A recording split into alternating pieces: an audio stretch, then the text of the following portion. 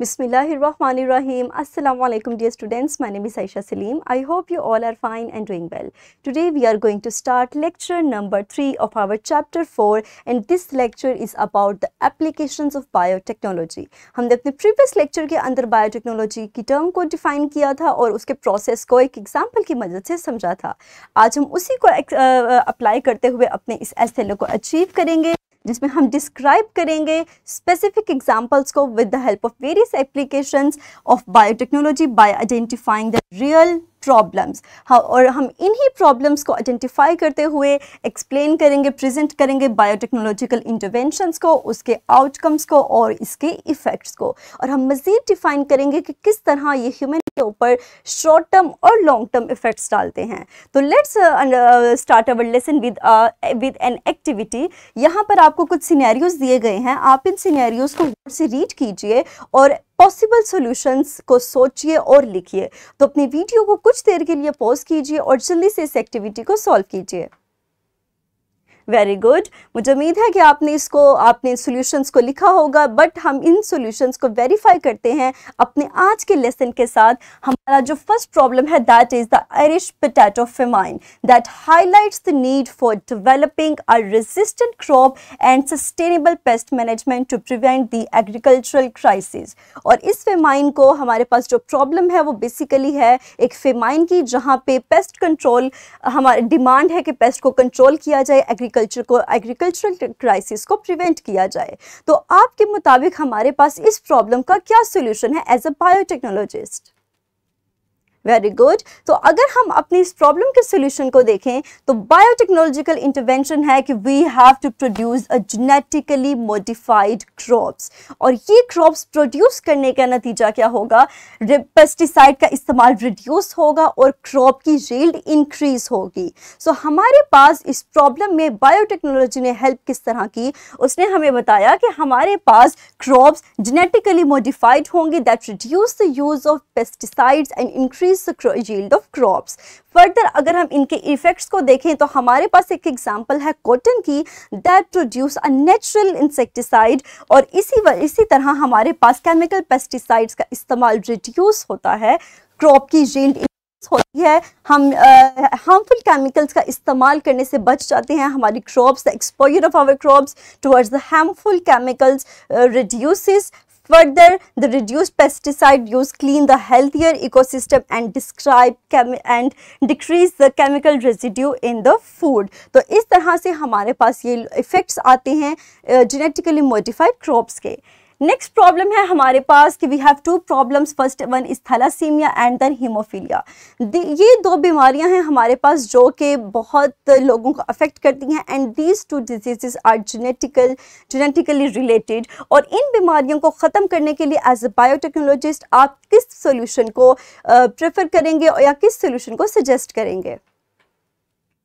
Very good. तो हमारे पास इस सॉल्यूशन का इसका सॉल्यूशन है gene therapy, a process in which the faulty gene is replaced by a healthier ones. और इसके नतीजे में हमारे पास प्रिवेंशन होती है जेनेटिकली डिसऑर्डर से, लाइक हीमोफीलिया, लाइक थैलेसीमिया, जो कि under developed countries like Pakistan के अंदर एक मेजर इशू है. और अगर हम इसके इफ़ेक्ट्स की बात करें तो हमारे पास इस जीन थेरेपी के इस्तेमाल से जेनेटिक डिसऑर्डर्स क्योर होते हैं, हम उनको ईजीली मैनेज कर सकते हैं.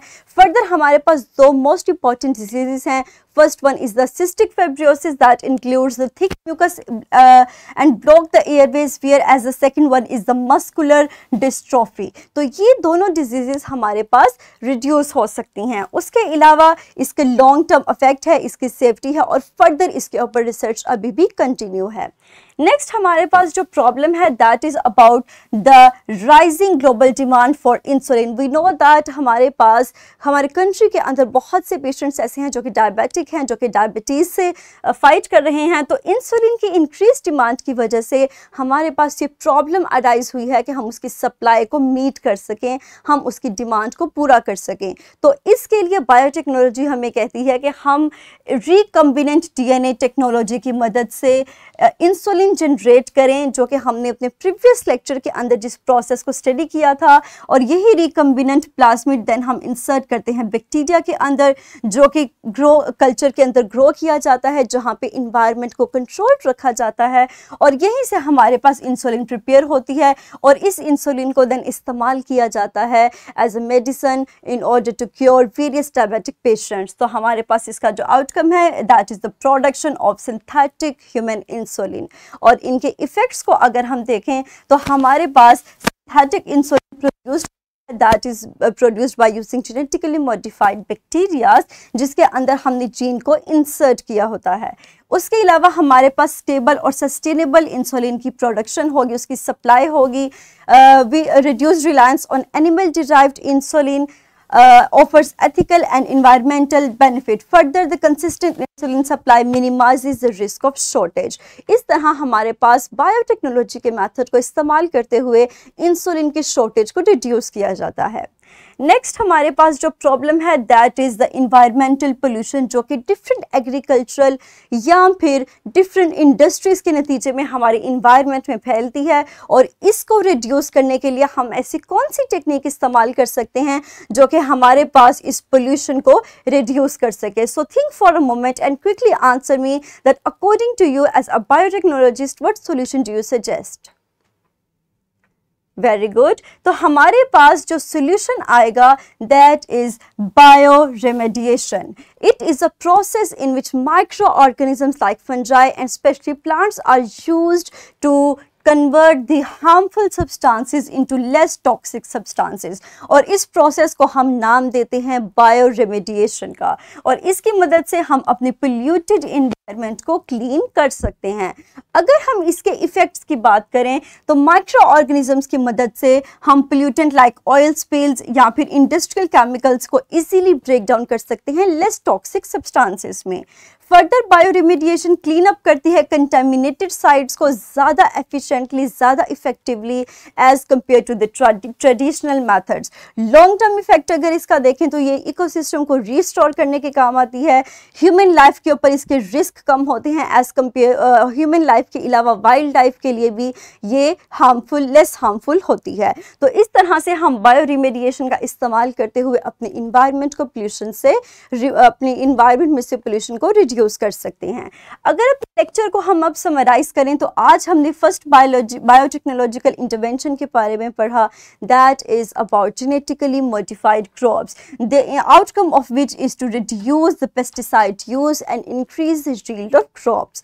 Further, in the second method, we use the intervention of gene therapy, a process in which the defective gene is removed by a healthier one, and the outcome of this is the treatment and the prevention of various genetic disorders including hemophilia or thalassemia. Further हमने study किया recombinant DNA technology को। By using this method we produce the synthetic human insulin that reduce the demand और helps us to meet the demand of insulin production, और यही production हमारे पास इस्तेमाल होती है देन डायबिटीज़ के पेशेंट्स से।